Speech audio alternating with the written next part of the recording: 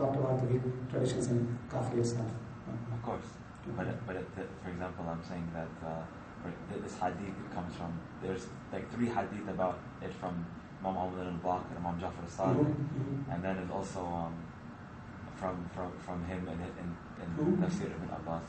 So Rasikhun fil ilm is only for Imam and Muslims. Anyone other than that claims is out. Why is it so? Because you need isma for that. And one who is not Masum cannot be Rasikhun fil ilm. I think we have talked about it when we were discussing the Imam. But there's something that needs to be understood fully. Anything going against that basic belief would not be accepted. There is tafsir of Ali ibn Abi Talib. His tafsir is not present in our hands. But it is said that he wrote volumes, of tafsir. One volume of his tafsir was regarding asbab of nuzul, of various verses of Quran, and as a commentary on Quran, how the particular verse was revealed, and when and why, for example. He said himself that when the verse was revealed and I was in the presence of the Prophet last time, the Prophet would explain me why the verse was revealed and what were the reasons of it. And if I was not present, so in my absence, the verse was revealed. When I would see the Prophet, he would let me know. So there is not a single verse of Quran that I don't know how, where, and why it was revealed. So that's the knowledge that his tafsir is not present. We know from history that he wrote the tafsir. He also compiled the traditions of the Prophet, and there are many who say that the Mus'haf al-Fatima is actually the compilation of the traditions of the Prophet by Ali ibn Abi Talib. That's the Mus'haf al-Fatima. But other than these two, Ali ibn Abi Talib and Abdullah ibn Abbas, we don't have complete tafsir from any of the companions of the Prophet. The first complete tafsir that I spoke to you last week, gave you the names of, is the tafsir of Tabari. Tabari is more known for his tarikh than for his tafsir. But his tafsir is important in the sense that it is the first of tafsir.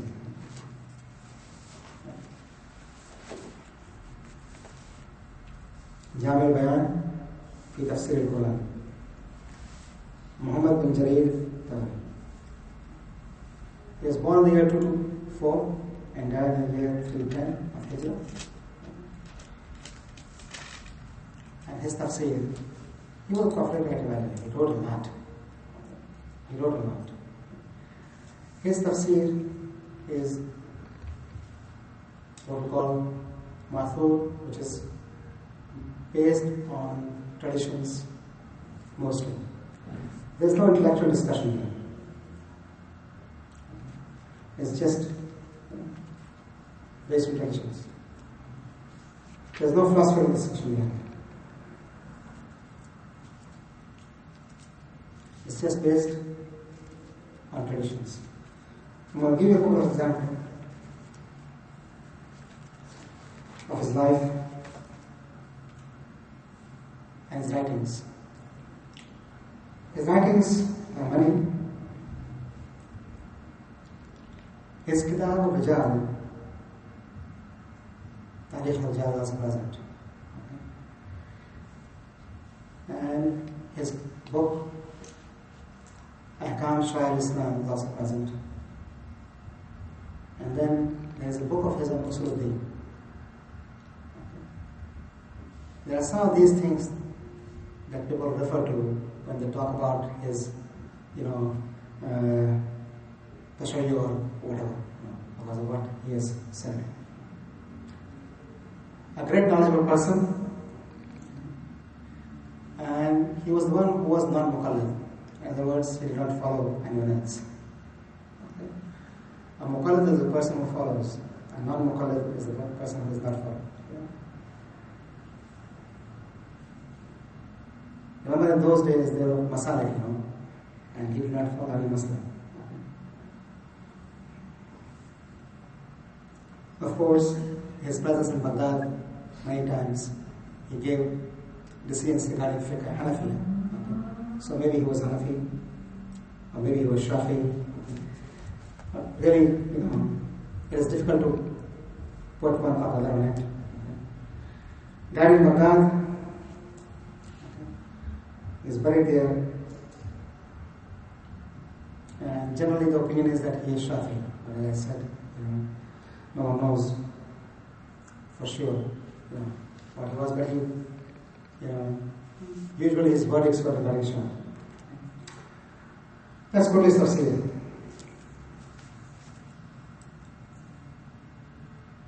His tafsir is 30 volumes. 30 volumes. And since it's the first of the tafsir, it has become the source of the tafsirs that came after. It's the first compilation has become source of other tafsir. To the extent that there is an opinion by all the scholars that if one has to travel to China to acquire the tafsir of Tabari, he should. Remember the Prophet's quote, how they interpreted it? The Prophet said that, acquire knowledge even if you go to China. So someone, one of the scholars has said that if you have to go to China to acquire Tabari's tafsir, go ahead. But whenever you try to put your words where the Prophet's words were, you can never gain the beauty of it or the meanings of it. Because the Prophet's words are eventual, everlasting, and reflection of divine wisdom. Nothing comes close to it. But this is something that tells you the opinions of the scholars regarding Tabari.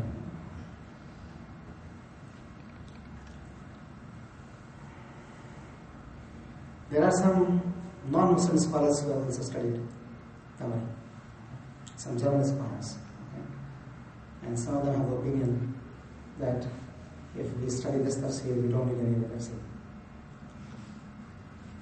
What does Tabari mean?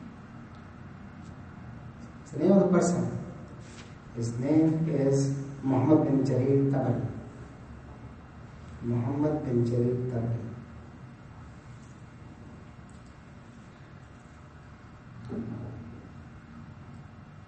The way of tafsir is that he puts the verse of Quran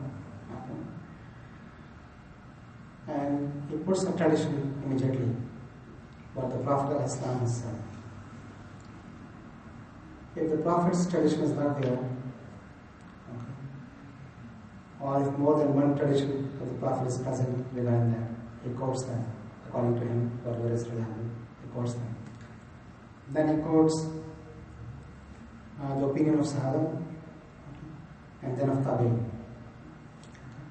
That's how he does the tafsir.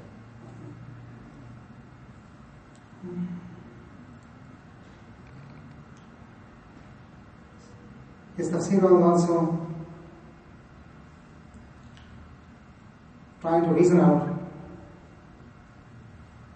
when there is difference in the quotes that he has made of companions or of the tradition itself. Why he prefers one over the other, for example. Okay. There are things that, for example, the tafsir of the words in Quran, if you recall that verse, there are opinions about it. Worry, as we said, one authority, your patron. Your worry is Allah. And the Prophet